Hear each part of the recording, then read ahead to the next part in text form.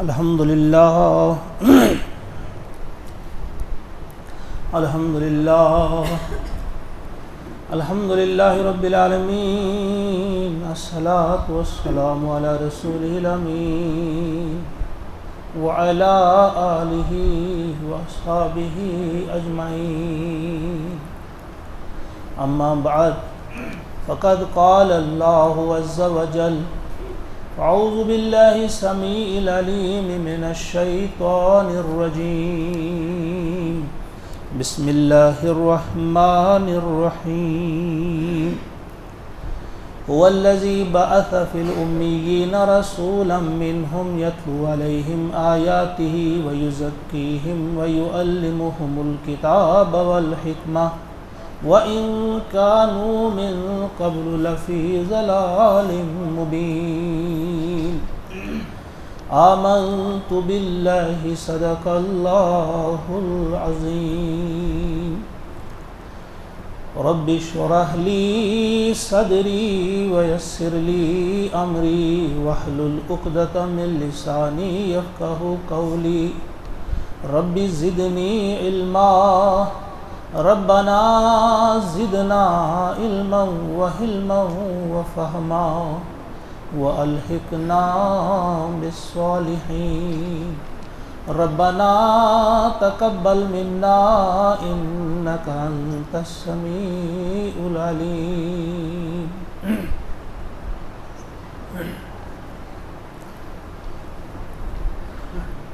اب ذکر نبی ہوگا خاموش اے دیوانے،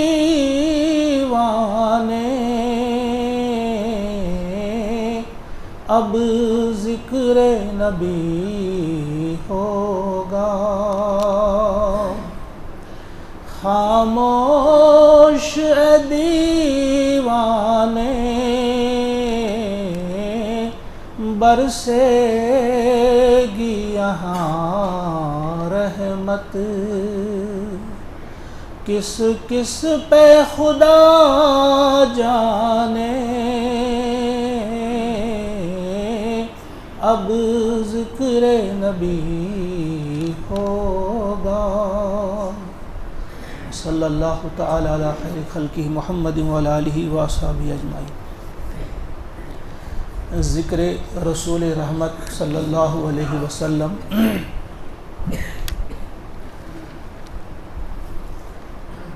سب سے بڑی کمی جو آج ہم محسوس کرتے ہیں، میں آپ ہم سب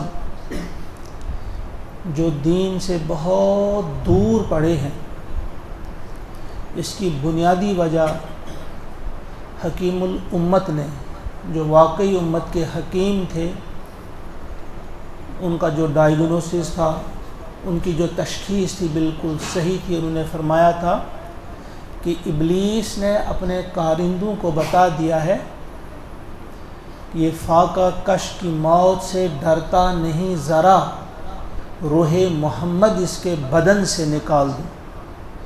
جو ابلیس نے اپنے سپاہیوں سے، جو ابلیس نے اپنے شاگردوں سے یہ بات بتا دی ہے کہ اگر امت مسلمہ کو تم ہرانا چاہتے ہو، دبانا چاہتے ہو، مٹانا چاہتے ہو، تو اس کے لیے آپ کو اور کچھ بھی نہیں کرنا ہوگا، بس صرف ایک کام کرنا ہوگا، وہ یہ کہ روح محمد ان کے بدن سے نکال دو۔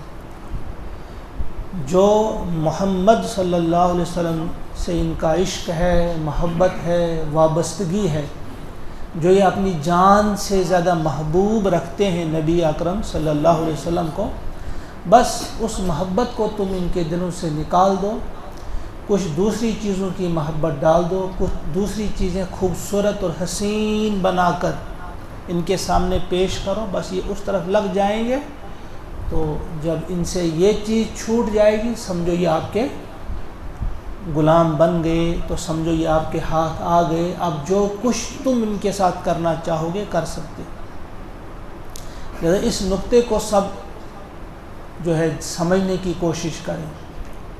کیا کبھی آپ نے اس بات کو محسوس نہیں کیا کہ یہ آپ کی فرسٹ اینڈ فارموسٹ ڈیوٹی ہے؟ سب سے پہلی آپ کی جو ڈیوٹی ہے، فرض یہ ہے کہ آپ کو جاننا چاہیے تھا محمد عربی صلی اللہ علیہ وسلم کی حیات طیبہ کو، آپ کی جو حیات مبارکہ ہے، آپ کا جو پورا، جس کے لیے آپ نے پوری زندگی وقف کر دی تھی، وہ کتنا اہم کام ہوتا۔ جو آپ کے دشمن ہیں انہوں نے آپ کا اعتراف کیا، The 100 میں آپ کو پہلا مقام ملا، پوری دنیا کے جو انٹلیکچوئلز ہیں، بڑے بڑے دماغ ہیں، انہوں نے کہا ہے کہ آپ کے برابر کوئی انسان گزرا ہی نہیں ہے، نمبر 1 اگر ہیں تو آپ۔ تو جب آپ نمبر 1 ہیں صلی اللہ علیہ وسلم، تو پھر آپ کا طریقہ زندگی، آپ کے شب و روز کیسے گزرتے تھے، کیا وہ ہمارے لیے آئیڈیل نہیں ہے؟ اسی کو ہم کہتے ہیں، قرآن نے اسے اسوہ حسنہ کہا ہے، بہترین مثال، ایکسلنٹ ایگزامپل اگر کوئی ہے، بہترین ماڈل کوئی ہے، نمونہ ہے، تو وہ ہے نبی اکرم صلی اللہ علیہ وسلم کی پاک زندگی۔ لیکن اگر ابھی میں آپ سے پوچھوں گا، کچھ سوال بھی کروں گا حضور علیہ الصلوۃ والسلام کے بارے میں، بہت کم جواب دیں گے، بلکہ شاید ہی کوئی جواب دے پائے۔ لہٰذا ان دنوں میں ذرا آپ ہوشیار رہیں اور مسلسل آنے کی کوشش کریں۔ کچھ بنیادی جو آپ کی حیات طیبہ کے کچھ گوشے ہیں، ان کو ہم ذہن میں بٹھانے کی کوشش کریں گے، بنیادی چیزیں جو ہیں۔ لہٰذا آپ ہمارے ساتھ یہاں رہیں گے، مختصر وقت ہم لیں گے، زیادہ نہیں لیں گے، لیکن صرف یہی بات کہوں گا میں کہ میں تفصیل سے زیادہ بات نہیں کروں گا، ٹو دا پوائنٹ، کچھ جو جن کی میں سمجھتا ہوں کہ ضروری ہے، یہ ہم سب کو معلوم ہونا چاہیے، بس انہی باتوں کی طرف میں توجہ دوں گا۔ مجھے معلوم ہے کہ واقعات سیرت کے آپ نے بہت سارے سنے بھی ہوں گے، پڑھے بھی ہوں گے، وہ کسی خاص تناظر میں کسی خاص موضوع کے تحت واقعات بیان کیے جاتے ہیں، لیکن ہم آپ کی پاک زندگی کو بیان کرنے کی کوشش کریں گے، اور کچھ پوائنٹس جو ہیں وہ آپ یاد رکھیں گے، یہ آپ کو معلوم ہونے چاہیے۔ اگر ہمیں یہ اپنے نبی، اپنے راہبر، اپنے رہنما کی ان باتوں کا علم نہیں ہوگا، تو پھر ہم سے زیادہ ہم کہیں گے اللہ بچائے، ہم سے بڑا بدقسمت پھر اور کون ہو سکتا ہے۔ بہت ساری چیزیں ہمیں یاد ہیں، مختلف سبجیکٹس کی، فزکس ہو، کیمسٹری ہو، بایولوجی ہو، تاریخ ہو، وہاں ہمیں بہت ساری چیزیں معلوم ہیں، لیکن پیارے نبی کی پاک زندگی سے متعلق جو کچھ خاص چیزیں ہیں وہ ہمیں معلوم نہ ہو تو وہ بہت بڑی بدقسمتی ہوگی۔ بہرحال ہم آ جاتے ہیں اپنے موضوع کی طرف۔ آج ہم شروع کریں گے حضور علیہ الصلوۃ والسلام کے بارے میں۔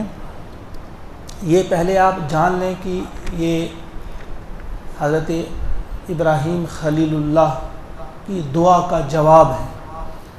اگرچہ یہ ساری چیزیں پہلے سے طے شدہ تھیں، ایسا نہیں ہے کہ اچانک کچھ ہو جاتا ہے، لیکن اللہ تعالیٰ نے پہلے یہ چیزیں لکھ دی تھی۔ آپ سب جانتے ہیں کہ مختلف کتابوں میں آپ نے پڑھا ہوگا کہ حضرت آدم علیہ السلام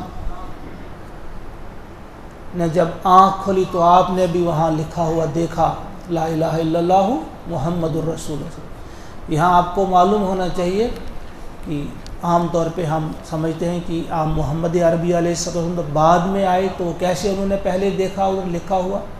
تو دو قسم کی پیدائشیں ہوا کرتی ہیں، ایک تو یہ ہماری جو فزیکل اپیئرنس جو ہماری ہے مادی قسم کی پیدائش، ایک ہے روحانی طور سے، جس وقت یہ ہم کہتے ہیں کہ حضور صلی اللہ علیہ وسلم کا جو ایک اللہ تبارک تعالیٰ نے جو منصوبہ بنایا تھا پوری کائنات کا، اس میں حضور علیہ الصلوۃ والسلام کا پہلا نمبر تھا۔ اس کے بعد جب انسان وجود میں لایا گیا، پھر انسان کے اس قالب میں جب انسانوں کو ڈالا گیا تو وہاں سب سے پہلے آدم علیہ السلام کو ڈالا گیا، اس کے بعد آگے یہ چلتا گیا۔ لیکن یہ روحیں پہلے پیدا کی جا چکی تھیں، یہ کسی ایک خاص، تو آپ آج کے الفاظ میں کولڈ سٹوریج کہیں گے، کہیں رکھا گیا تھا، اللہ تعالیٰ نے رکھا تھا، پھر ان کو وہاں سے نکالا اور منتقل کیا گیا، پہلے کس کو کیا گیا، پھر کس کو کیا گیا. بہرحال تو حضور علیہ السلام کے لیے جو دعا کی تھی ابراہیم علیہ السلام نے، ابراہیم علیہ السلام نے جو دعا کی تھی، جس کا ذکر ہم پڑھتے ہیں قرآن پاک میں مختلف جگہوں پہ، سورہ جمعہ میں بھی ہے، هو الذی بعث فی الامیین رسولا منہم، کہ اللہ کی ذات وہ ذات ہے جس نے مبعوث کیا، جس نے اٹھایا، امیوں میں، ان پڑھوں میں اٹھایا. هو الذی بعث فی الامیین رسولا منہم، ایک رسول انہی میں سے، یعنی وہ بھی امی تھے، اور اس نے کیا کام کیا، یتلو علیہم آیاتنا، جس نے ان کو ہماری آیات سنائی، وَيُزَكِّيهِمْ، ان کا تزکیہ کیا، وَيُعَلِّمُهُمُ الْكِتَابَ وَالْحِكْمَةَ، اور انہیں کتاب اور حکمت کی تعلیم دی. وَإِنْ كَانُوا مِنْ قَبْلُ لَفِي ضَلَالٍ مُبِينٍ، اور اس سے پہلے وہ بالکل صریح گمراہی میں تھے، واضح گمراہی میں تھے. گویا حضور علیہ السلام نے یہ 4 کام کیے، ان 4 کاموں کے لیے اٹھایا، مبعوث کیا اللہ تعالیٰ نے، اور یہی 4 کام، انہی 4 کاموں کے لیے دعا بھی کی تھی ابراہیم خلیل اللہ نے. ربنا وابعث فیہم رسولا منہم یتلو علیہم آیاتک ویعلمہم الکتاب والحکمت ویزکیہم انک انت العزیز الحکیم. وہاں ترتیب میں تھوڑا سا فرق تھا. ابراہیم علیہ السلام نے جب دعا کی تھی تو یزکیہم لاسٹ میں لایا، لیکن اللہ تعالیٰ نے جواب میں جب فرمایا تو دوسرے نمبر پہ تزکیہ رکھا اللہ تعالیٰ نے، کیونکہ تزکیے کی بڑی اہمیت ہے. یعنی من و ان ابراہیم علیہ السلام کی دعا کا جواب دیا، وہی 4 چیزیں، گویا انہی 4 چیزوں کے لیے بھیجا حضور کو، لیکن صرف ترتیب میں تھوڑی سی کریکشن کی اللہ تعالیٰ نے. هو الذی بعث فی الامیین رسولا منہم یتلو علیہم آیاتنا ویزکیہم، وہاں تزکیہ دوسرے نمبر پہ رکھا. تلاوت آیات کے بعد تزکیہ. کیوں؟ کیونکہ تزکیہ اگر نہیں ہوگا، یعنی دل اگر پاک نہیں ہوں گے، تو جو جتنا بڑا عالم ہوگا کسی وقت وہ اتنا ہی بڑا شیطان بن سکتا ہے. آپ کے سامنے کئی مثالیں ہیں. یہ جو قادیانی ہے، مرزا قادیانی، کتنا بڑا عالم تھا وہ، لیکن اس کے دل کا تزکیہ نہیں ہوا تھا. جتنا بڑا وہ عالم تھا اتنا ہی بڑا شیطان بن گیا. لہٰذا اس کی بڑی اہمیت ہے کہ تزکیہ جو ہے، یہ اس کی اہمیت آپ کی زندگی میں اور ہماری زندگی میں آ جانی چاہیے. اسی لیے اللہ تعالیٰ نے اس کو تھوڑا سا کریکٹ کیا، درست کیا، کہ تلاوت آیت کے بعد جو اہم ترین چیز ہے وہ تزکیہ ہے. اس کے لیے اس قسم کی محفلیں اور مجلسیں بڑی ضروری ہوتی ہیں. یہ ہم کو تسلیم کرنا چاہیے. ہم سب نے بڑی محنت کی ہے، لیکن دماغ پہ، یعنی سمجھتے ہیں ہم سب کچھ صحیح کیا ہے غلط کیا ہے، لیکن یہ ساری محنت دماغ پہ ہوئی ہے، دل پہ کچھ محنت نہیں ہوئی ہے. دل پہ محنت مطلب یہ ہے کہ تزکیہ کے لیے ہم نے اپنے دل کو پاک کرنے کے لیے ہمیں ان مجلسوں کا انعقاد نہیں کیا ہے. آج جو زیادہ رونا ہم روتے ہیں کہ ہم کو سب پتہ ہے، جانتا ہوں ثواب طاعت و زہد، پر طبیعت ادھر نہیں آتی. یعنی ہمیں معلوم ہے صحیح کیا ہے، دماغ پہ کیونکہ محنت ہو گئی ہے، کتابیں ہم نے پڑھی ہے، پڑھائی ہے، تقریریں ہم نے کی ہیں، درس ہم نے دیے ہیں، خطابات ہم نے کیے ہیں، سنے بھی ہیں، سنائے بھی ہیں. وہ معلوم ہے ہمیں سب کچھ، لیکن کرنے کے لیے تیار نہیں. اس کی بنیادی وجہ یہی ہوتی ہے کہ دلوں کا تزکیہ نہیں ہوا ہے. جب تک نہ ان دلوں کو مانجا جائے گا، ان کا تزکیہ ہوگا، ان کو پاک کیا جائے گا، پھر ہم خوشی خوشی اطاعت کے لیے تیار ہو جائیں گے. تو بہرحال یہ کچھ باتیں تھیں آغاز میں جو میں نے آپ کے سامنے رکھی، کہ اللہ تعالیٰ نے خلیل ابراہیم خلیل اللہ کی اس دعا کے جواب میں حضور علیہ السلام کو بھیجا. کب بھیجا اس کے بارے میں ہم تھوڑا سا اب کریں گے شروع. پہلی چیز آپ کو یاد رکھنی ہے اس سلسلے میں، اللہ تعالیٰ کا یہ منصوبہ تھا کہ آپ کو کہاں لانا تھا. پھر اسماعیل علیہ السلام کی پیدائش کے وقت ہی انہیں کہاں چھوڑنا پڑا ابراہیم علیہ السلام کو، ہاجرہ کے ساتھ۔ پھر اس جگہ ان کی پرورش ہوئی ایک خاص ماحول میں۔ اس میں وجہ یہی تھی کہ پہلے ان کے دل کا تزکیہ ہوتا اور ان کے بعد جو ان کی نسل آگے چلتی ہے وہ ایک خاص قسم کی نسل ہوتی ہے، ان کا دل ایک خاص قسم کا ہوتا ہے، فطرت میں پلا ہوا، جس کے دلوں کے اندر غیر فطری کوئی چیز نہ ہو، بالکل فطرت، عین فطرت کے مطابق جن کی زندگی ہو، کیونکہ وہیں سے اٹھانا تھا حضور کو، نبی اکرم صلی اللہ علیہ وسلم کو پہلے سے ہی منصوبہ بندی ہو رہی تھی، 2500 سال پہلے وہاں بسایا گیا۔ پھر بہرحال پھر کیا ہوا، وہاں پہ حضور علیہ السلام کے اوپر 10ویں پشت جو ہے ان میں ایک فرد تھے، فہر ان کا نام تھا، یہ آپ یاد رکھیں، کیونکہ میں نے کہا نا چند پوائنٹس بتاؤں گا، پورا نہیں بتاؤں گا، جو آپ کا نسب پورا یاد رکھنا چاہتا ہے اس کو ملے گا، کتابوں میں لکھا ہوا ہے، پورا یاد بھی آپ کر سکتے ہیں، لیکن ہم کچھ ہی پوائنٹس آپ کے سامنے رکھیں گے۔ آپ کی 10ویں پشت میں ان کا نام تھا فہر، اور ان کا لقب جو تھا قریش، اسی لیے آپ کے قبیلے کو کہا جاتا ہے قبیلہ قریش سے آپ کا تعلق تھا۔ یہ آپ کی 10ویں پشت میں وہ بزرگ جو تھے فہر نام کے، اور آپ کی 3ری پشت میں یعنی جو آپ کے پردادا تھے ان کا نام جو تھا وہ ہاشم تھا۔ ہاشم کا اصل نام جو تھا عمر تھا، لیکن ہاشم کے معنی جو ہوتے ہیں توڑنے والا، کیونکہ آپ کے سرگ جو تھا وہاں پہ سقایا پانی پلانے کا جو انتظام تھا، حجاج کو، حاجیوں کو آپ پانی پلاتے تھے اور حاجیوں کو آپ کھانا کھلاتے تھے۔ رفادہ اس کا نام ہے، 2 ڈپارٹمنٹس تھے، یہ سقایا اور رفادہ۔ رفادہ ہوا کھانا کھلانا، یہ ہاشم کے ذمہ تھا، ہاشم انہی کے ذمہ تھا حاجیوں کو پانی پلانا اور کھانا کھلانا۔ تو جو وہ کھانا کھلاتے تھے حاجیوں کو، تو وہ خاص قسم کا کھانا ہوتا تھا کہ روٹی توڑتے تھے اور ڈالتے تھے شوربے میں، جسے سرید کہا جاتا ہے، تو سرید انہیں کھلائی جاتی، تو توڑنے کو کہتے ہیں ہاشم، اس لیے آپ کا نام ہاشم پڑا۔ وہ روٹیاں توڑ کر شوربے میں یا سالن میں ڈالتا تھا، پھر کھلاتا تھا ان کو، تو یہ ہاشم ان کا نام تھا۔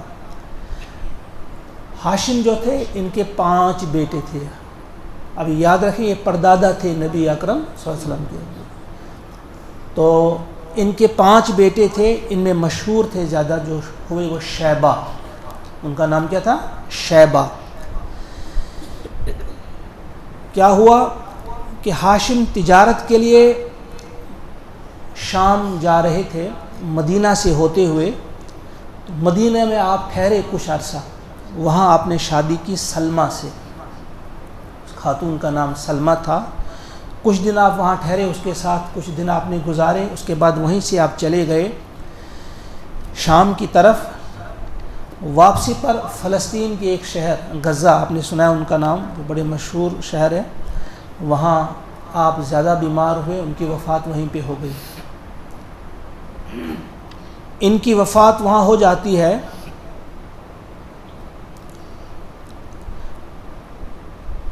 اسی دوران آپ کی جو بیوی تھی جو مدینہ ہی میں تھی، ان کے ہاں ایک بچہ پیدا ہوا، اس بچے کا انہوں نے نام رکھا شیبہ۔ شیبہ کیوں رکھا ان کا نام؟ کیونکہ ان کے بالوں میں سفیدی تھی، سفید بال ان کو بچپن ہی سے تھے، تو شیبہ بڑھاپے کو بھی کہتے ہیں، آپ جانتے ہیں، آپ نے پڑھا ہے سورہ مزمل میں، شیبہ السماء منفطر بھی، تو سفیدی ان کے بالوں میں تھی، اس لیے ان کو شیبہ کہا جانے لگا، تو اسی نام سے وہ زیادہ مشہور ہوئے۔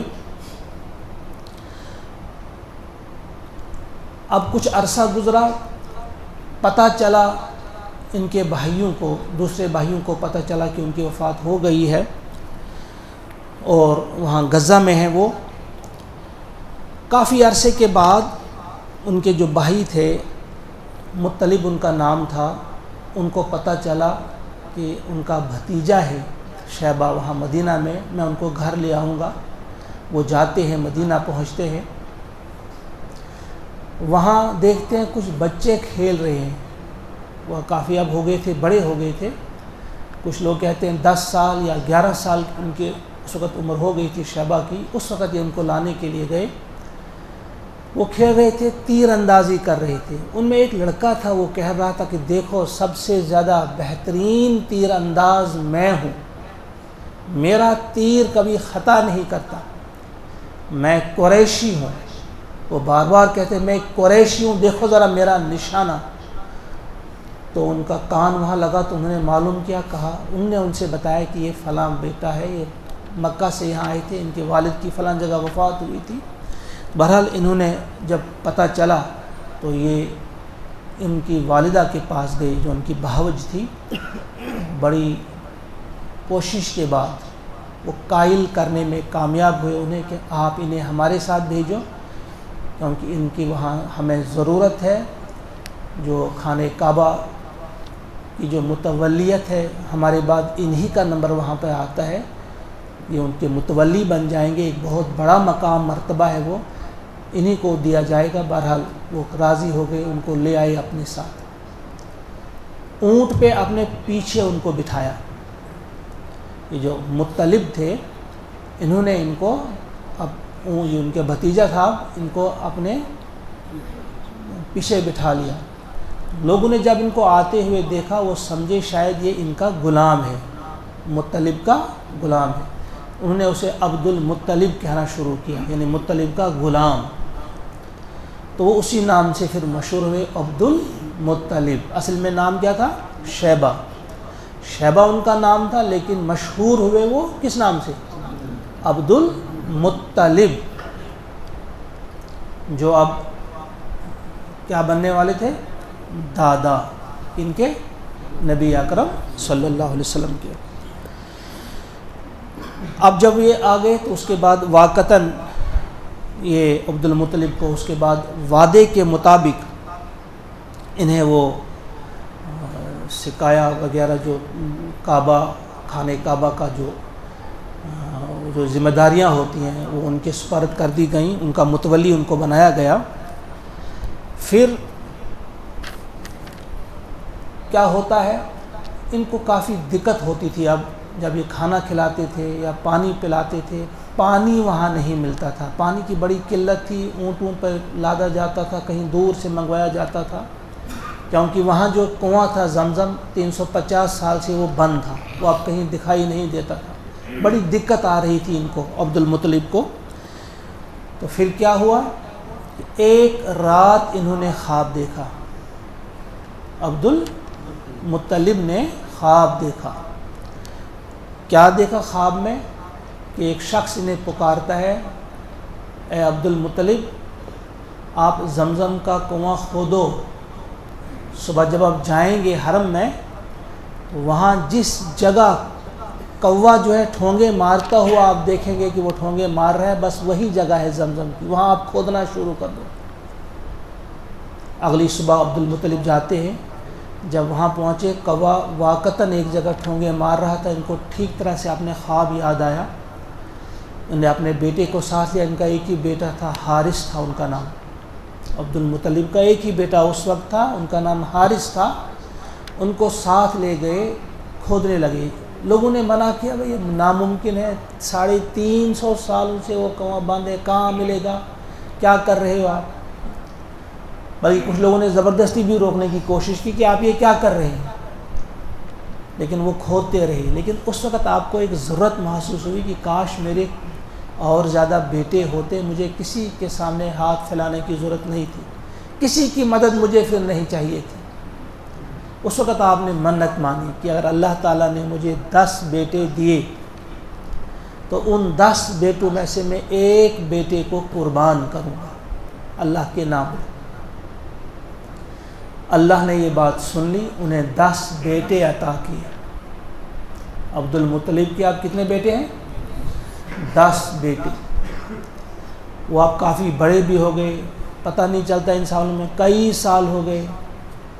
تو ایک رات خواب میں دیکھتے ہیں عبد المطلب، اور خواب میں انہیں اشارہ ملتا ہے کہ تم نے جو منت مانی ہے وہ پورا کرو۔ ان کو یاد آ گیا، انہوں نے کہا کہ ٹھیک ہے، اب مجھے ایک بیٹا قربان کرنا ہوگا۔ اب کس بیٹے کو کریں گے؟ قرعہ اندازی کی گئی، کیا کی گئی؟ قرآن اندازی جانتے ہیں نا، چٹیں ڈالتے ہیں نام جن کا نکل آئے گا، انہیں قرآن اندازی کی تو وہاں نام جو نکلا وہ عبداللہ کا نام نکلا۔ عبداللہ ان کے بیٹے جو تھے سب سے حسین اور سب سے زیادہ پیارے تھے آپ کو، لیکن چونکہ آپ نے یہ زبان کی تھی، ان کی زبان ہوتی تھی، انہوں نے تیاری کی کہ اب انہیں قربان کیا جائے گا۔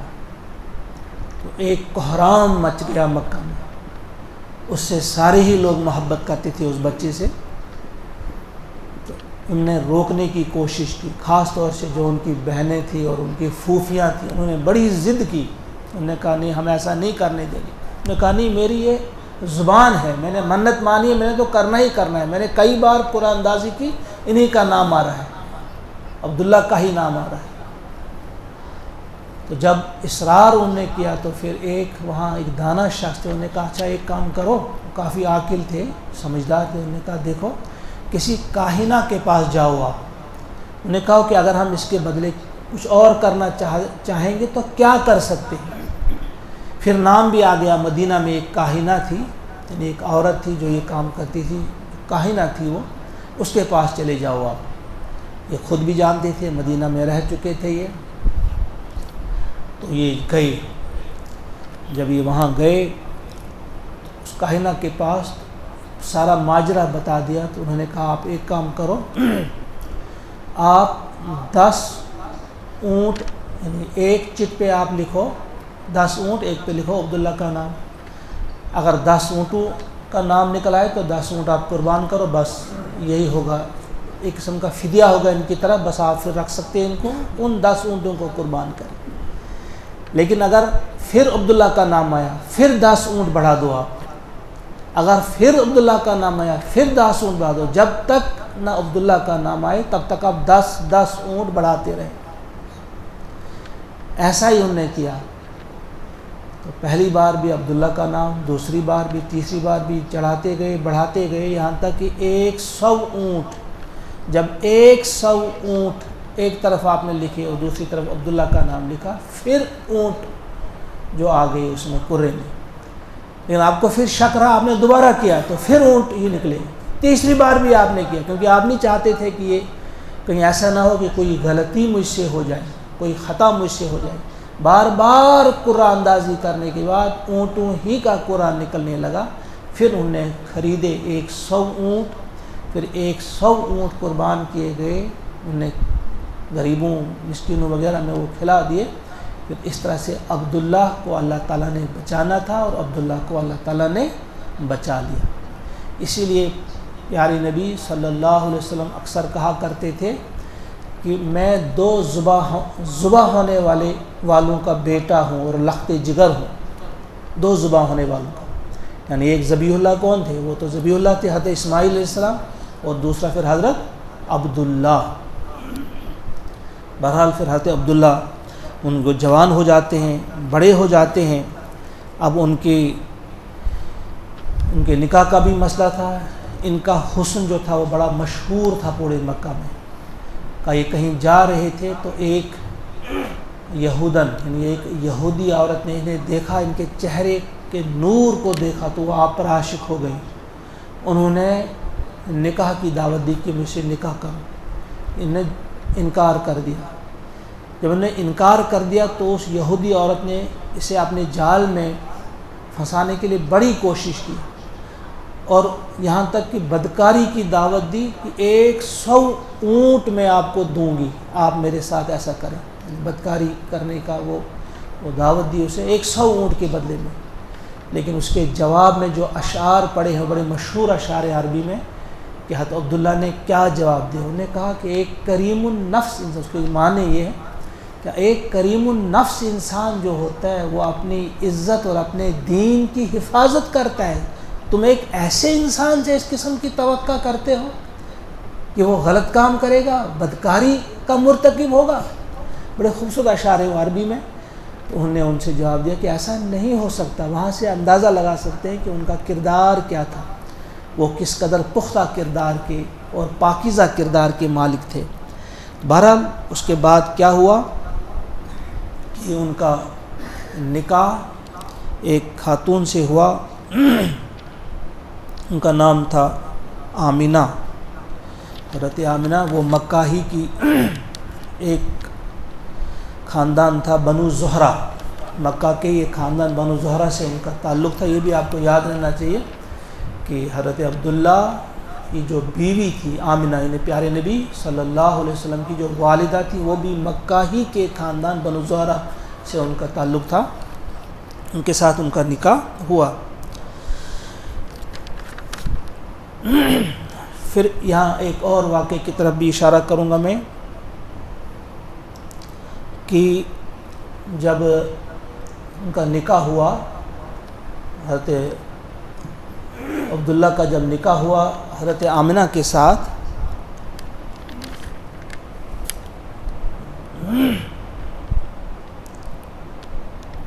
پھر کیا ہوتا ہے، اسی دوران حضرت عبد المطلب نے عبداللہ کو مدینہ بھیج دیا یا شام کی تجارت کے لیے بھیج دیا، مدینہ کھجور لانے کے لیے بھیجا یا شام کی، ایک کچھ کتابوں میں لکھا ہے کہ مدینہ بھیجا، اور کچھ مورخین نے لکھا ہے کہ نہیں، انہیں شام کی تجارت کے لیے روانہ کیا۔ تو جب وہ وہاں گئے تو شام سے جب واپس آ رہے تھے وہ تجارت سے، تو مدینہ میں وہ ٹھہرے اپنے نانیحال کے ہاں، وہ کافی بیمار ہو گئے، ان کی وفات وہیں پہ ہو گئی، حضرت عبداللہ کی وفات وہاں پہ ہو گئی نانیحال میں۔ اس وقت یا آپ کی عمر 18 سال تھی یا 25 سال تھی، لیکن زیادہ تر کہا جاتا ہے 18 سال ہی کی عمر میں آپ کی وفات ہو گئی، ان کی حضرت عبداللہ کی وفات ہوگی 18 سال کی عمر۔ اور اس کے بس ٹھیک 3 ماہ بعد پھر حضور علیہ السلام اس دنیا میں تشریف لائے۔ یہ جو سال تھا یہ بڑا اہم سال تھا، جس سال عبداللہ کی وفات ہوئی۔ اسی سال واقع فیل، ہاتھی والوں کا جو واقعہ ہوا وہ بھی اسی سال ہوا۔ وہ آپ سب جانتے ہیں، واقع فیل 570 عیسوی میں تھا، کچھ لوگوں نے 571 لکھا ہے کیونکہ پیارے نبی صلی اللہ علیہ وسلم کی جو ڈیٹ آف برتھ دی ہوئی ہے 22 اپریل 571 عیسوی، کچھ لوگوں نے لکھا ہے، کچھ لوگوں نے 570 ہی کہا ہے۔ بہرحال بہت ساری کتابوں میں آپ دیکھیں گے کہ یہ 3 واقعات ہوئے تھے 570 عیسوی میں، ایک تو اصحاب الفیل کا وہ واقعہ، اور اسی سال محمد عربی علیہ السلام کی پیدائش، اور عبداللہ، حضرت عبداللہ کی وفات بھی اسی سال ہوئی۔ یہ 3 اہم واقعات اس سال ہوئے ہیں۔ یہ واقعی فیل آپ شاید سب کو معلوم ہوگا، اس کی تفصیل اس پر نہیں بتائیں گے، سورہ فیل کی تفسیر میں آپ نے اکثر پڑھا ہوگا، الم تر کیف فعل ربک باصحاب الفیل، یہ سب جانتے ہیں آپ۔ یعنی واقعی فیل اسی سال ہوا جس سال پیارے نبی صلی اللہ علیہ وسلم اس دنیا میں آئے۔ وہ تھا کیا کہ وہ یمن کا بادشاہ، عیسائی بادشاہ ابرہہ اس کا نام تھا، اس نے دیکھا کہ خانہ کعبہ کی بڑی عظمت ہے، کہاں کہاں سے لوگ آتے ہیں، انہوں نے کہا ہم یہاں پر کیوں نہ اسی قسم کا ایک گھر بنائے، گرجا بنائے۔ انہوں نے بڑا عالی شان خوبصورت گرجا بنایا، بڑی شہرت اس کی ہوئی، لیکن ایک مکہ ہی کے ایک شخص کو یہ گوارا نہیں ہوا۔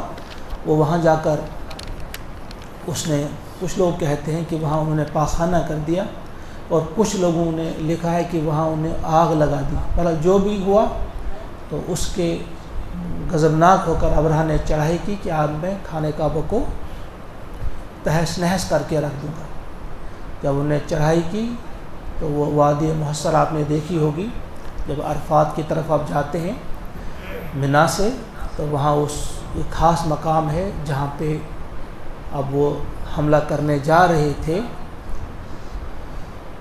تو ایک جگہ ٹھہرے ہوئے تھے۔ انہوں نے اطلاع بھیجی کہ میں ایسے کرنے کے لیے آیا ہوں، تو عبد المطلب اس وقت آئے، ان کے وہاں 200 اونٹ اس وقت تھے، وہ بھی انہوں نے اپنی تحویل میں لیے تھے۔ انہیں جب بلایا تو وہ تخت سے نیچے آ گئے ابرہہ، ان کی جو وجاہت تھی، ان کا چہرہ ایسا تھا کہ بڑا احترام کیا انہوں نے، ان کے ساتھ نیچے بیٹھ گئے۔ تو میں کہا کیسے آئی ہو وغیرہ پوچھا، انہوں نے کہا کہ میرے اونٹ ہیں آپ کے پاس، بس وہ چھوڑ دو۔ وہ حیران رہ گیا، ہم نے کہا کہ بھائی میں تو آپ کو دیکھ کر سمجھ رہا تھا کہ آپ بہت پتہ نہیں کس قسم کی بات کریں گے، خانہ کعبہ کے بارے میں بات کریں گے جس کے آپ متولی ہیں، لیکن آپ اپنے اونٹوں کے بارے میں بات کر رہے ہیں۔ انہوں نے کہا اصل میں اونٹوں کا مالک ہوں، میں اپنے اونٹوں کے بارے میں بات کروں گا۔ اس گھر کا مالک خود اپنے گھر کی حفاظت کرے گا۔ یہ وہاں سے جب چلے جاتے ہیں اپنے لوگوں کو لے کر ایک اس پہاڑی پہ، تو وہاں آپ دعاؤں میں مصروف ہو گئے، تو پھر کیا تھا وہاں سے دیکھ رہے تھے کہ کیا ہونے والا ہے۔ پھر وہ ابابیل آئے، چھوٹے چھوٹے پرندے، انہوں نے اپنی چونچ میں اور اپنے پنجوں میں وہ چھوٹے چھوٹے کنکر لائے، ان پر گرانا شروع کر دیا۔ یعنی اللہ کی طاقت کیا ہے۔ وہ بڑے ہاتھی والے تھے، محمود نامی ہاتھی پہ خود سوار تھا، بڑا خطرناک قسم کا ہاتھی تھا، یعنی بڑی طاقتور فوج لے کر وہ آئے تھے، بڑے بڑے ہاتھی لے کر۔ لیکن اللہ تعالیٰ نے بتا دیا کہ یہ جتنے بڑے ہاتھی بھی ہوں گے، ان کے مقابلے میں چھوٹی سی چڑیا ان کا کام تمام کر سکتی ہے۔ یہ پوری دنیائے انسانیت کو سمجھانے کے لیے کہ آپ کسی ہاتھی کو دیکھ کر نہیں گھبرائیں گے، آپ کسی توپ اور ٹینک کو دیکھ کر نہیں گھبرائیں گے۔ یہ طاقت جو ہے، ان القوت للہ جمیعا، کی تمام طاقتوں کا مالک اللہ تعالیٰ۔ جب وہ چاہتا ہے چھوٹی چھوٹی چڑیوں کو بھیجا اور اس کے لشکر کو، ابرہہ کے لشکر کو ختم کر دیا۔ اور یہ بھی آپ جانتے ہیں نمرود کی جان جب لینی تھی، اتنا خطرناک قسم کا بادشاہ تھا، پوری دنیا میں مشہور تھا، ظالم بادشاہ، مشہور بادشاہ، طاقتور بادشاہ۔ لیکن جب اس کی موت ہوئی تو اللہ تعالیٰ نے ہم لوگوں کو سمجھانے کے لیے، ہم کو بتانے کے لیے کہ میری طاقت کا آپ اندازہ نہیں کر سکتے، ایک مچھر کو بھیجا۔ اور لکھا ہے کتابوں میں، یہ بھی آپ نے پڑھا ہوگا کہ وہ مچھر بھی تھا، وہ کیا تھا، وہ بھی صحیح سالم نہیں تھا، وہ بھی اس کی بھی کچھ ٹوٹی ہوئی کچھ ٹانگیں تھیں، یعنی پورا وہ بھی ٹھیک نہیں تھا۔ اس لنجے مچھر نے اس کی جان لی۔ گویا اس آیت کو بار بار پڑھنا چاہیے، وَأَنَّ الْقُوَّةَ لِلَّهِ جَمِيعًا أَلَمْ تَرَ كَيْفَ فَعَلَ رَبُّكَ بِأَصْحَابِ الْفِيلِ أَلَمْ يَجْعَلْ كَيْدَهُمْ فِي تَضْلِيلٍ وَأَرْسَلَ عَلَيْهِمْ طَيْرًا أَبَابِيلَ تَرْمِيهِمْ بِحِجَارَةٍ مِّن سِجِّيلٍ فَجَعَلَهُمْ كَعَصْفٍ مَّأْكُولٍ۔ ان کی حالت کیا ہو گئی، جیسے جانوروں کا کھایا ہوا بھوسا ہے، بالکل ان کا وہ گوشت وہیں پہ جس پر وہ ایک گولی کا کام کر رہی تھی، وہ چھوٹے چھوٹے کنکر جس پر وہ لگتا اس کا گوشت گر جاتا، بلکہ ہاتھی پر بھی گر جاتا، ہاتھی پر بھی لگ جاتا تو بالکل وہاں سے ان کے اندر سے ہو کر نیچے گر جاتا تھا، وہ گوشت گر جاتا تھا۔ وہ سب کی موت وہاں پہ ہوئی، لیکن ابراہ کی موت نہیں ہوئی، اس کو عبرت کے لیے اللہ تعالیٰ نے رکھا۔ پھر کس طرح سے اس پر کتنی بڑی تکلیفیں آئی، پھر بیمار ہوتے ہوتے اس کا سینہ پھٹ گیا اور اس کا دل باہر آ گیا۔ وہ بڑی عبرتناک موت، بڑی بھیانک قسم کی موت اس کی ہو گئی ابراہ کی۔ تو پورا لشکر جو ہے وہاں پر تباہ ہو گیا۔ تو یہ وہی آپ یاد رکھیے، اب ہم یہاں پر پہنچ رہے ہیں کہ 570 عیسوی فی الحال آپ یاد رکھیں، 570 کہیں 571 کہیں، وہاں اسی سال میں یہ واقعی فیل ہوا، یعنی ہاتھی والوں کا وہ بیڑا غرق کر دیا اللہ تعالیٰ نے۔ اور اسی سال محمد عربی صلی اللہ علیہ وسلم اس جہان فانی میں تشریف لاتے ہیں، اور اسی سال عبداللہ کی وفات بھی ہوتی ہے۔ اور بڑی خوبصورت بات کہی ہے احمد ندیم قاسمی نے کہ اب بھی ظلمات فروشوں کو گلا ہے تو اسے، رات باقی تھی کہ سورج نکل آیا تیرا۔ جو ظلمات فروش آج تک ابھی وہ رونا رو رہے ہیں کہ ابھی اندھیرا باقی تھا، تیرا سورج کہاں نکل آیا، ابھی کچھ دیر ہمیں اور لطف اٹھانے دیتے، ابھی کچھ اور ہمیں مستیاں کرنے دیتے۔ یہ اس وقت کے لوگ بھی یہی کہہ رہے تھے، انتہائی وہ خفا ہو گئے تھے، بڑے ناراض ہو گئے تھے، یہ کون ادھر آ گیا ہمیں سمجھانے والا، یہ کیسا نبی ہے، یہ کیا ہے۔ اور یہی سوچ برابر آج تک چلی آ رہی۔ آپ بھی ہم بھی کبھی کبھی سوچتے ہیں کہ کیا لوگ تھے وہ، محمد عربی علیہ السلام کے سامنے باتیں کرتے تھے، مقابلہ کرتے تھے، مخالفت کرتے تھے آپ کی، کاش ہم ہوتے، ہم یہ اور یہ کرتے. ہم سب سوچتے ہیں، لیکن اگر تھوڑی دیر کے لیے ٹھنڈے دماغ سے آپ سوچیں گے، آج ہم بھی وہی کچھ کر رہے ہیں جو وہ کر رہے تھے. آج بھی ہمارے سامنے حضور کا فرمان آتا ہے، ایسے آتا ہے کہ ہم ٹھیک طرح سے پہچانتے ہیں کہ یہ حضور کا فرمان ہے، لیکن اس کے بعد ہم ٹھکرا دیتے ہیں. انہوں نے حضور کو پہچانا تھا بالکل کیسے؟ کما یعرفون ابناءہم. اللہ نے بتا دیا قرآن میں، جس طرح ایک شخص کو اپنا بیٹا پہچاننے میں کبھی بھی کوئی مغالطہ نہیں ہوتا، کبھی بھی وہ یہ نہیں کہتے ہے میرا بیٹا کہ نہیں، یہ کبھی بھی ایسا نہیں ہوتا ہے کہ اس انداز سے وہ پہچان گئے تھے وہ نبی. اب دیکھیے آپ، جس 8 یا 9 ربیع الاول کا وہ دن تھا، 8 یا 9 ربیع الاول کی رات تھی وہ، یا 22 اپریل 571 عیسوی یا 25 اپریل 571 عیسوی یا 570، آپ یاد رکھیں، دونوں کہیں 70 ملے گا کہیں 71 ملے گا کچھ کتابوں میں. تو پیر، بروز پیر یعنی سوموار، آپ جب اس دنیا میں تشریف لاتے ہیں تو حضرت آمنہ، یہ تو آپ جانتے ہیں 3 مہینے پہلے ہی آپ کی والد کی وفات ہو چکی تھی. حضرت آمنہ کہتی ہیں اس وقت کہ میرے اس کمرے میں جہاں یہ پیدائش ان کی ہوئی کہ لائٹ آ گئی، یعنی ایسا جگمگا اٹھا پورا کمرہ جس وقت آپ اس دنیا میں آئے، اور آپ جس طرح باقی لوگوں کی پیدائش ہوتی ہے اس قسم کی اس سے ڈیفرنٹ تھوڑی تھی، بالکل پاک صاف حالت میں آپ آئے، یعنی کوئی گندگی غلاظت وغیرہ ساتھ نہیں تھی. اور جب آپ دنیا میں تشریف لاتے تو آپ کے دونوں ہاتھ زمین پر تھے اور آپ کا ماتھا بھی زمین پر تھا، گویا سجدہ کرتے ہوئے آپ اس دنیا میں آئے. اور آپ مختون تھے، یعنی ختنہ بھی ہو چکا تھا، آپ کو یہاں ختنہ کرنے کی ضرورت نہیں تھی وہیں سے، اور پورے کمرے میں اس وقت روشنی تھی. اور اسی رات جس رات آپ تشریف لائے کیا ہوتا ہے؟ ایوان کسریٰ میں زلزلہ آتا ہے. ابھی آپ نے سنا ہوگا، کسریٰ آپ سمجھتے ہیں نا، ایران کے بادشاہوں کو کسریٰ کہا جاتا ہے. اس وقت کا جو کسریٰ تھا تو اس محل میں، باقی ملک میں زلزلہ نہیں آیا، بس اس کے محل میں زلزلہ آیا اور اس محل کے 14 کنگرے گر پڑے، اور ایران کا وہ آتش کدہ جو تھا وہ 1000 سال سے جو روشن تھا اس رات وہ بھی بجھ گیا. اور تیسری چیز، اس کسریٰ کے ایک وزیر نے ایک ڈراؤنا خواب بھی اسی رات دیکھا، اور پھر بادشاہ نے اسے بھیجا کہ معلوم کرو ذرا اس کی تعبیر کیا ہے کسی پادری سے. تو ایک مشہور پادری کے پاس جب وہ گئے تو انہوں نے بتا دیا کہ آج رات ایک ایسی ہستی دنیا میں آئی ہے جس نے اس بت پرستی کا، آتش پرستی کا خاتمہ کرنا ہے، شرک کا خاتمہ کرنا ہے اور توحید کا بول بالا کرنا ہے. وہ ذات آج اس دنیا میں تشریف لائی ہے. اور پھر دوسری چیز، 14 جو کنگرے گر گئے تھے، کنگرا آپ سمجھتے ہو نا، اس وقت یہ طریقہ تھا، کسی بھی شہر کے آس پاس ایک دیوار ہوتی تھی جسے شہر پناہ کہا جاتا تھا. شہر پناہ، سور عربی میں.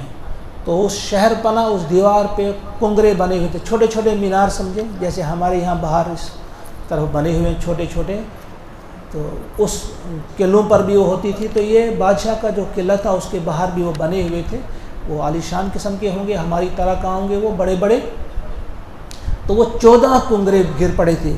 تو اس کا انہوں نے بتا دیا کہ 14 بادشاہتوں تک تو رہیں گے یہ، اس کے بعد یہ ختم ہو جائے گی، کسریٰ وغیرہ سب، کوئی بادشاہت یہاں نہیں رہے گی. تو یہ چیز سن کر تھوڑا سا چین کا سانس لیا تھا کسریٰ نے، کہا چلو 14 بادشاہتیں ہیں تب تک ہم عیش کریں گے. لیکن صرف 4 سالوں کے اندر اندر 10 بادشاہتیں ختم ہو گئیں، اور پھر حضرت عثمان رضی اللہ تعالیٰ عنہ کے دور میں وہ باقی 4 بادشاہتیں بھی ختم ہو گئی وہاں کی. تو پھر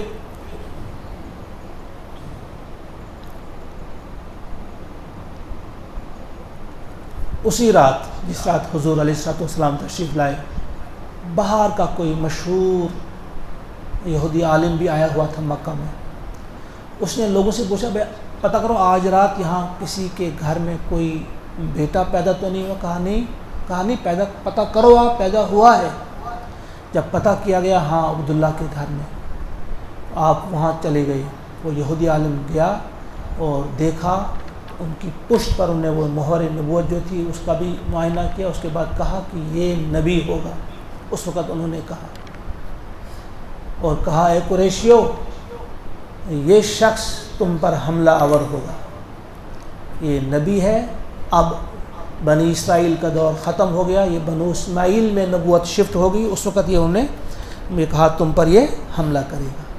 اور اس کے بعد سویبہ نامی ایک باندی جو تھی ابو لہب کی, اس نے ابو لہب کو خبر دی, کہا کہ عبداللہ کے گھر میں بیٹا پیدا ہوا ہے.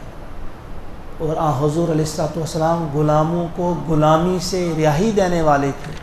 تو آپ کی پیدائش پر جو ہی سویبہ کی زبان سے ابو لہب نے سنا تو ہاتھ کے اشارے سے کہا جاؤ تم آزاد ہو. اس کو آزادی مل گئی.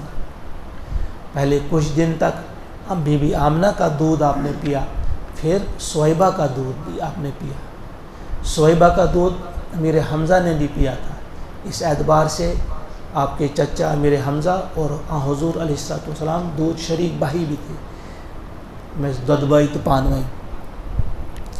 بہرحال پھر 7ویں دن عقیقہ کیا گیا آپ کا. عبد المطلب نے عقیقہ کیا اور آپ نے محمد نام رکھا ان کا. لیکن اور آمنہ نے, حضرت آمنہ نے آپ کے نام احمد رکھا. یہاں ہم اندازہ کر سکتے ہیں کہ یہ خداوند تعالیٰ کے اشارے سے ہی سب کچھ ہوا. اس قسم کے نام جب پوچھا بھی ان سے گیا کہ آج تک ہم نے یہ نام نہیں سنا, تو عبد المطلب نے کہا کہ نہیں, محمد ہی ان کا نام رہے گا, کیونکہ ان کی بہت تعریف کی جائے گی. تاکہ محمد کے نام ہی ہیں جس کی بڑی تعریف کی جائے. یہ بہت اچھے کارنامے انجام دے گا اور ان کی بڑی تعریف ہوگی, ان کا محمد نام ہوگا. اور آمنہ نے کہا ان کا نام احمد ہے, خود اللہ کی بہت تعریف کرنے والے ہوں گے, اس لیے ان کا نام احمد ہے. بہرحال یہ خدائی اشارے تھے, یہ نام رکھے تھے اللہ تعالیٰ نے انہی کے لیے. ایک کچھ لوگوں نے لکھا ہے کہ چونکہ سارے ہی لوگ منتظر تھے, خصوصاً یہ جو یہودی تھے یہ منتظر تھے, انہیں معلوم تھا ایک نبی آنے والا ہے, تو یہ اکثر اپنے بچوں کے نام احمد رکھتے تھے, کیونکہ تورات میں نام احمد آیا ہے کہ اس کا نام احمد ہوگا. وہ اپنے بچوں کے نام احمد رکھتے تھے کہ شاید انہی میں سے کوئی ہو جائے گا. لیکن اللہ تعالیٰ نے یہ نبوت اب منتقل کرنی تھی بنی اسرائیل سے بنو اسماعیل کی طرف. بہرحال حضور علیہ الصلوۃ والسلام اس دنیا میں تشریف لاتے ہیں, اور اس دنیا میں جو شرک کا اندھیرا پھیلا ہوا تھا, بت پرستی کا جو اندھیرا پھیلا ہوا تھا, بد امنی جو تھی, بے حیائی جو تھی, بے شرمی جو تھی, اور جو بھیانک اور انتہائی غلیظ قسم کا, گندہ قسم کا سلوک عورتوں کے ساتھ کیا جاتا تھا, کون سی برائی ایسی تھی جو یہاں پر نہیں ہو رہی تھی.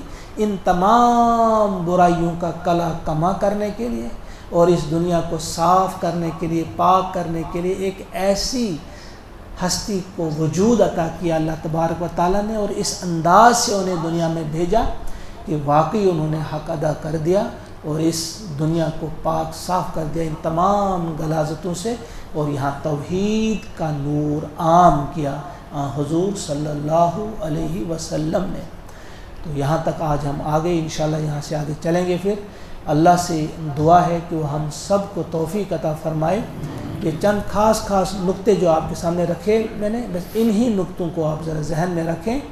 یہ چیزیں آپ کے ذہن میں رہنی چاہیے کہ 10ویں پشت میں فہر نامی جو قریش جن کا نام تھا, انہی کی وجہ سے آپ کے قبیلے کو قبیلہ قریش کہا جاتا تھا. پھر آپ کی 30ویں پشت میں جو آپ کے پردادا تھے ہاشم, ان کی وجہ سے آپ کے خاندان کو بنو ہاشم یا ہاشمی کہا جاتا ہے. تو پھر وہاں سے آپ آگے چل کر آپ نے دیکھا کہ کس طرح سے پھر مطلب نے عبد المطلب کو ساتھ لایا, اور کس طرح سے پھر ان کے ہاں عبداللہ پیدا ہوا, اور اس کے بعد عبداللہ سے محمد عربی صلی اللہ علیہ وسلم اس دنیا میں تشریف لائے.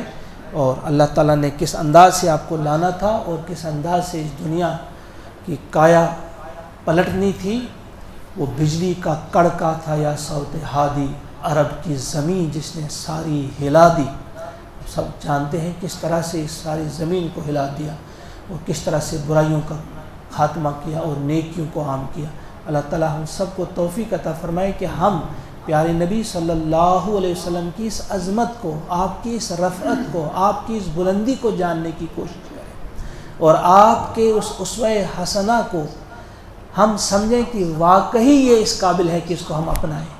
کیا ہوا ہے ہمارے جوانوں کو کہ ہم اپنا آئیڈیل آج کسی بالی ووڈ یا ہالی ووڈ کے کسی ایکٹر کو بناتے ہیں، ان کے ہیئر سٹائل کو اپناتے ہیں، ان کا جو لباس ہوگا اس کو اپناتے ہیں، ان کے جو جس طرح سے شب و روز گزرتے ہیں اسی طرح سے ہم بھی گزارتے ہیں۔